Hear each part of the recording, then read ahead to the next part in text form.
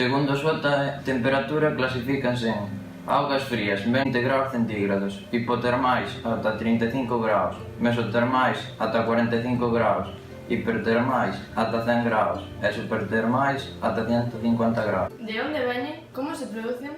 Estas augas veñen da infiltración no subsolo das augas da choiva, por efecto da gravidade, a través de gretas, ata capas internas da terra que se atopan a maior temperatura. Normalmente, esa elevada temperatura é debido á presenza dunha falla.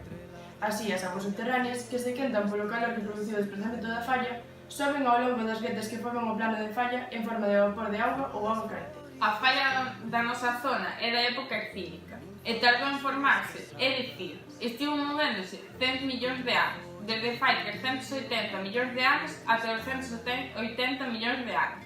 E esta falla cruza Galicia, desde a praia de Baldaio ata Tui, onde esta falla se cruza con outra. As augas termais tamén se producen en zonas de volcáns, sismos. Estas zonas atópanse por todo o planeta, fundamentalmente nos bordes das placas tectónicas. Por lo tanto, xa sabemos a que se debe a súa temperatura. Será maior ou menor, hipertermal ou hipotermal, como explicamos antes. Segundo a auga, veñen da fluxos de menor ou maior profundidade. Agora imos explicar a que se deben as propiedades das augas termais, que xa eran coñecidas polos celtas e aproveitadas polos romanos, quenes construíron baños termais en moitas das zonas onde aparecía auga quente como as termas de Lugo, Cuntis, Mondariz, Caldas de Reis, o Carballiño, Gueitirí, Ourense, Bande, Lobios e outros.